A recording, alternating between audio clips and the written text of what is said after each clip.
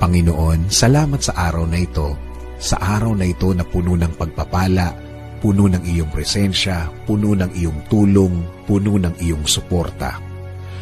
Salamat din sa mga bagay na dumating na laman ng aking dasal, dahil ang pagpapala ninyong ito ay malawak at marami ang matutulungan, hindi lang ang aking sarili, kasama na ang aking mga mahal sa buhay.